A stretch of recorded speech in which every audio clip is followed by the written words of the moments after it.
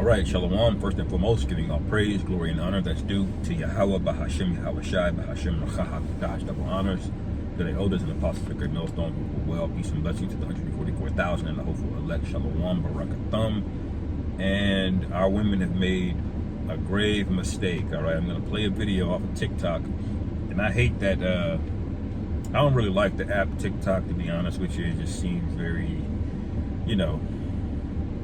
yeah, I guess that's just the way of the world now. But a lot of the nonsense that has to be rebuked is coming off of that platform now, because it's the new up and coming platform. But it's just very, I don't know, something about it is just very effeminate and like just, demonic, but there's a lot of good edification on there, so we'll play this video and you'll see what I'm talking about when I say our women made a grave mistake, okay? Because you trusted in somebody, okay? And now the results of that trust is coming to fruition, all right? And we'll get some precepts. Aren't going to actually listen to black people. They have shared the sentiment, but I'll go ahead and share it myself for black people for a second. Because I'm going to speak for black people for a second, because I know a lot of you guys aren't going to actually listen to black people. They have shared the sentiment, but I'll go ahead and share it myself.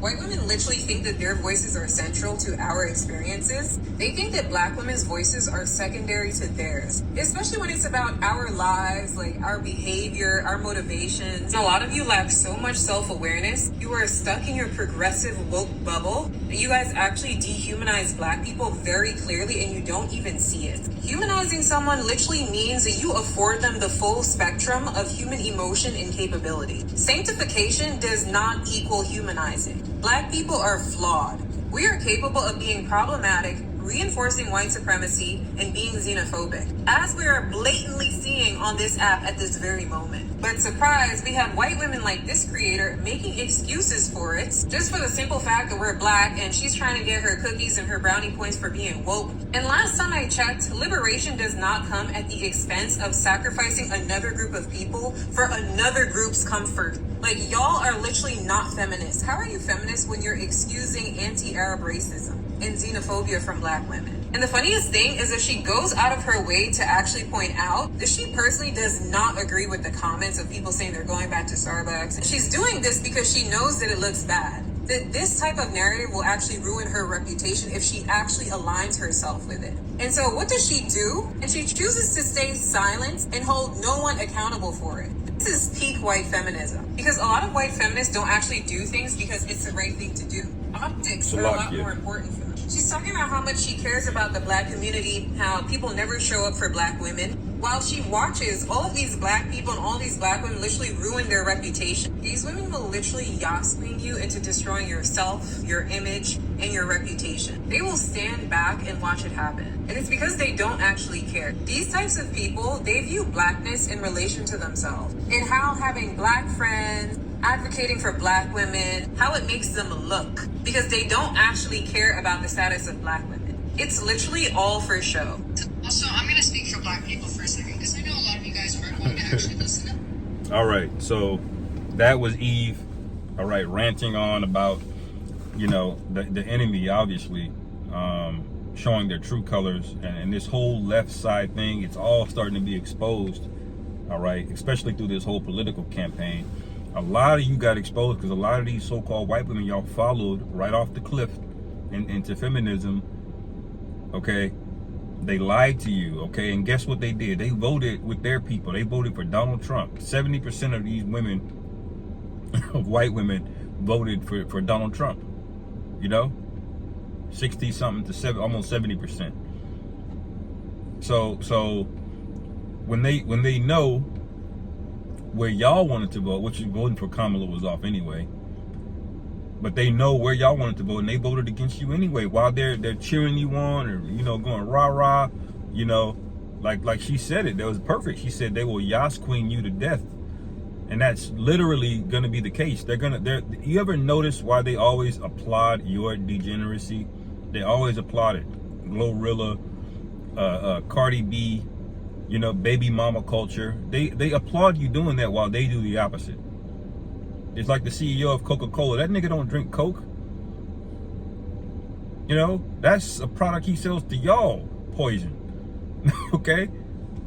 You know, what you have a Coke, it's not a sin, but if you drink it on a regular basis, you're going off, man. You gotta take care of yourself. But the point is that the products being offered are not the products being consumed by the sellers of the products. Okay, that should tell you everything you need to know, man. There's a reason drug dealers don't use their own supply, you know, because they know there's a demon on it and it's gonna ensnare you. Okay, but for some reason our women had to follow these women. Y'all literally led this culture, especially in the 90s, man. All right, and all these female groups was coming up. Started with the Whoredom with Salt and Pepper, and then TLC.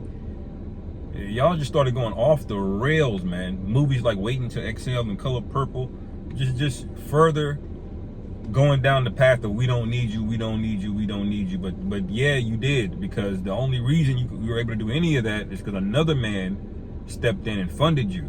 Okay. You know, I feel like we beat this precept over the head, but Isaiah 30. Okay, I'll just skip down.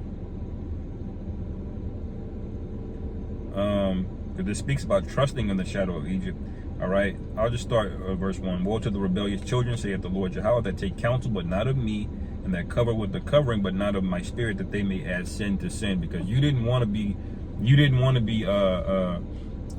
liberated, okay, and to not be a feminist so you can go build something for your people, for the community. No, you wanted to do it just to feel your own belly, so you can feel good. And now look at you, you're addicted to attention.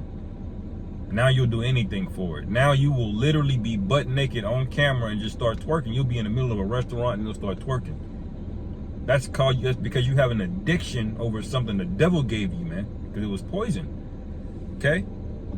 All right? And it says that walk to go down into Egypt and not have asked in my mouth, to strengthen themselves in the strength of Pharaoh, and to trust in the shadow of Egypt. And you trusted them. And now the fruits of it is that now you can't afford your rent.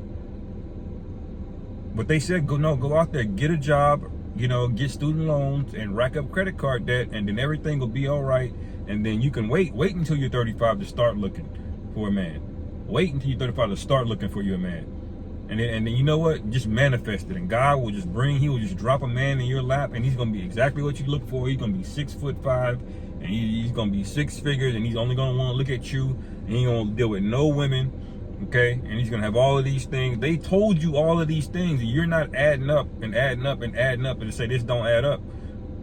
You know, you haven't been paying attention because you've been in your emotions, because that's your nature to be in your emotions, and that's why you need a man to balance you out with logic, man. Okay, but they've somehow convinced you that you don't need a man. All right, and I'm gonna get that in Matthew 12 in a second. It says, for his princes were as one, and his ambassadors came to Hanes. They were all ashamed of a people that could not profit them. Okay? Nor being help nor profit, but a shame and also a reproach. Okay? In the NLT, it says, all who trust in him will be ashamed. He will not help you. Instead, he will disgrace you. Okay? Now that you're at the bottom in every metric, you're the least desired, you have the lowest net worth, you have the highest chance of dying in a hospital. Okay? You're at the bottom of everything good, and you're at the top of everything bad. Okay? You have more kids out of wedlock than anybody.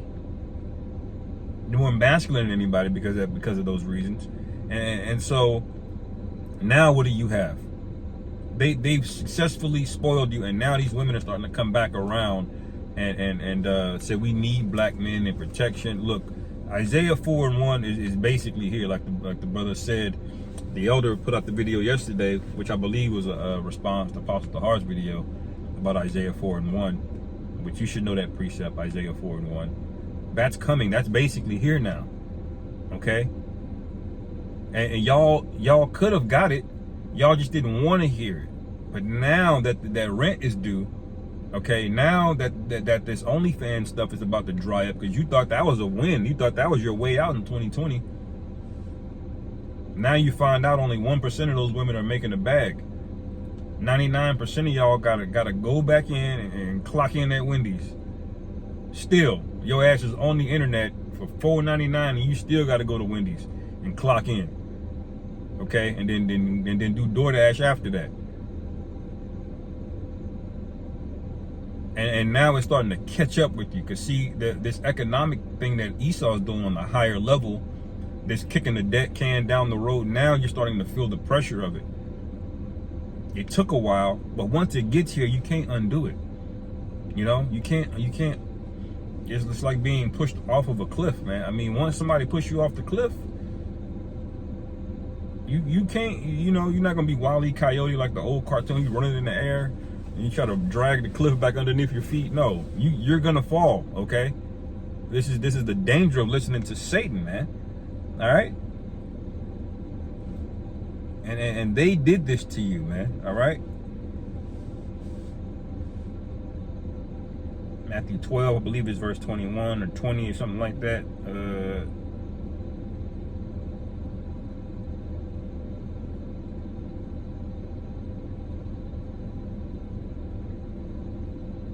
See?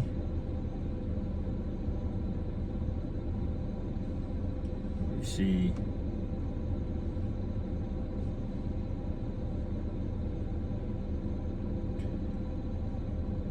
Matthew 12 and 29. It says, verse 28, it says, but if I cast out devils by the Spirit of the Most High, then the kingdom of the Most High is come unto you. All right, this is Yahushua speaking. It says, or else how can one enter into a strong man's house and spoil his goods, except he first bind the strong man? And so we were bound, okay? He said you can't be in the household. You know, if you have a kid with him, he can't be in the household if you want this money. And what did y'all do? You took the money, okay? You took the money. And then he kept giving you money, and then he kept making things easier, and he kept nudging you along. He making it easier and easier to separate you. See, education was just a trap, a bait to pull you out of the household. He told you you were being empowered. You were going to have a career. You were going to make money. You can have it all. But really, all he did was draw you away from your man. He made you feel independent without actually having you be independent. Big difference. How you feel is not the same as your circumstance. And so now, white women have showed their true colors and are not, they're just co-opting everything. They literally do not care about you, man. They literally will milk you. And like all of these white women during George Floyd protests, they all put them black squares up. They don't give a fuck. They ain't donating money like that to y'all. Okay? They did it to look virtuous because they are addicted to attention as well. They're addicts. All right?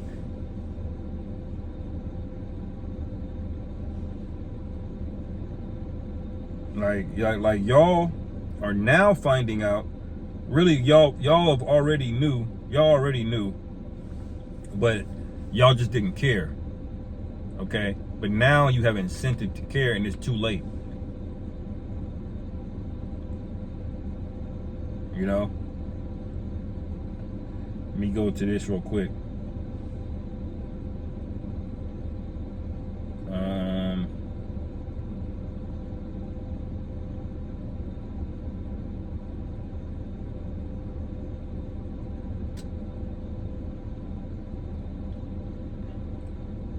Y'all start at 1 Timothy 2.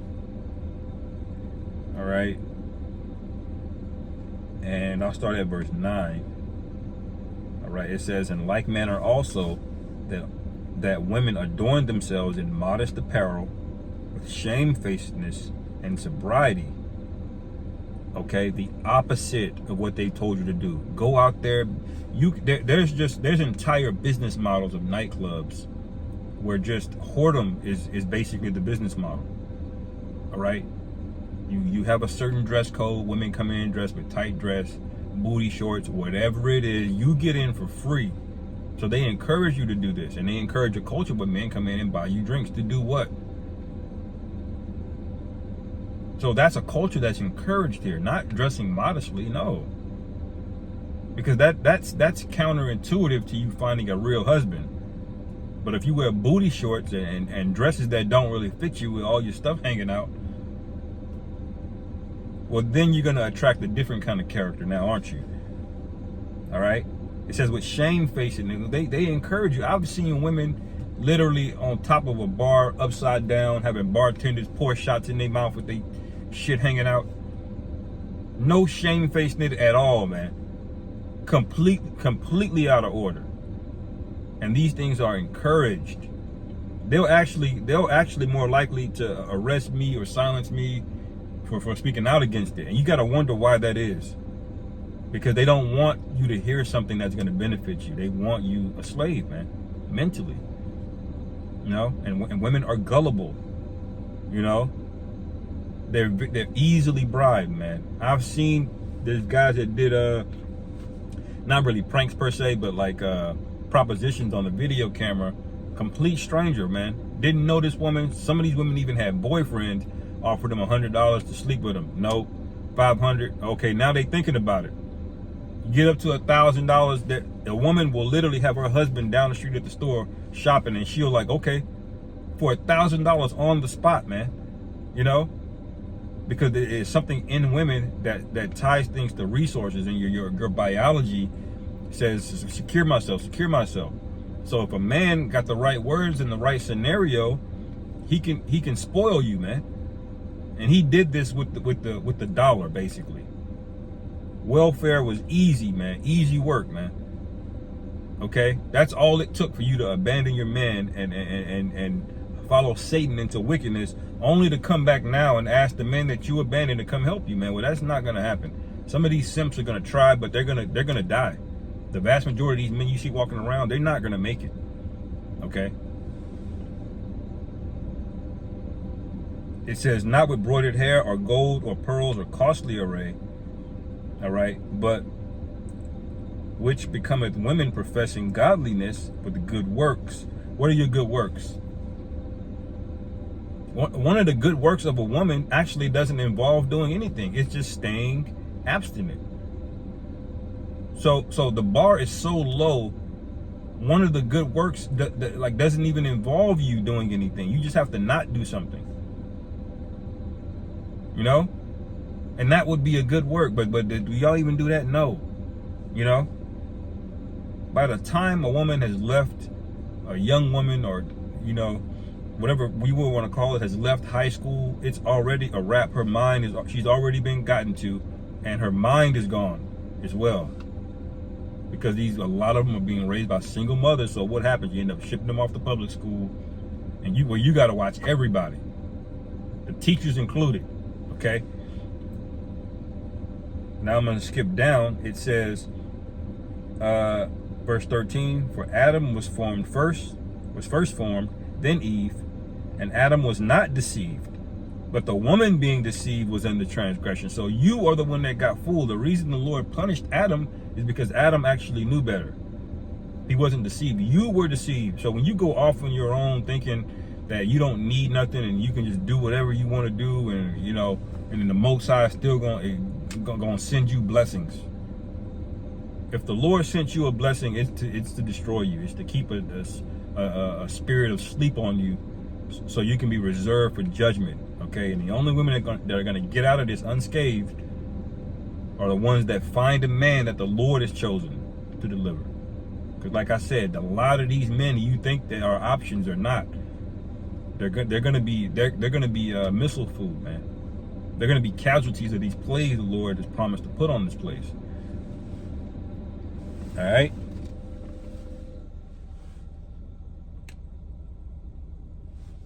Let me go back and close it. I'm going long already. All right.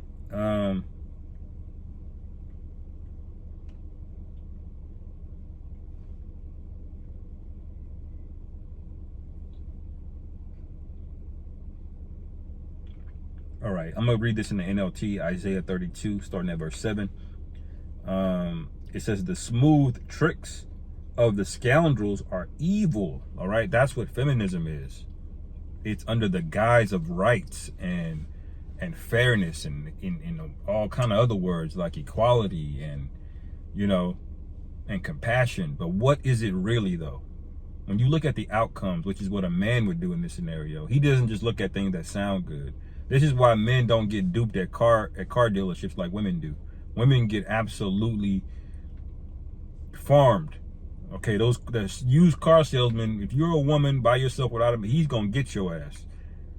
Because women, the surface level is too good for them to resist. Okay? Men they don't care about the good words. They want to know the outcomes.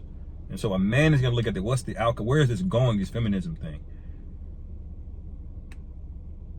But we were not in a position to tell you anything. We couldn't tell you anything. Not only could we not tell you anything, but Satan had all kind of power over you. You would listen to anything he said.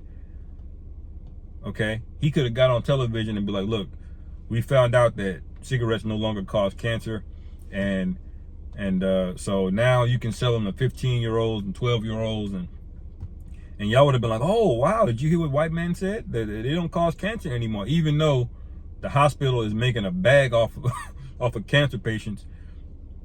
You would still believe it, because that's how big of a strong, you have to believe him, man. This is not just our women, by the way. All other nations have this same godlike persona or perception of this guy, you know, especially Ammon, man. You Ammonites are out of there. Okay, and it says, the smooth tricks of scoundrels are evil. They plot crooked schemes. They lie to convict the poor. You're the poor. You are the least. You could afford to abandon your man the least more than anybody. You were the last person that should have followed the feminism thing, because you didn't have nothing. Your man didn't have nothing. We just came out of slavery, you know, trying to come up in this civil rights, and your ass is like, I don't need you. You just left. You know? And so he got your ass now. All right? Now you've did what? You've bred degeneracy for multiple generations now. Now the Lord got to kill a lot of you. Now the Lord got to just pack you niggas in and do away with you, man. Okay? It says, even when the cause of the poor is just, but generous people plan to do what is generous, and they stand firm in their generosity. All right? They'll give you things to ensnare you, man. All right? They'll give you what they call enough rope to hang yourself. Okay?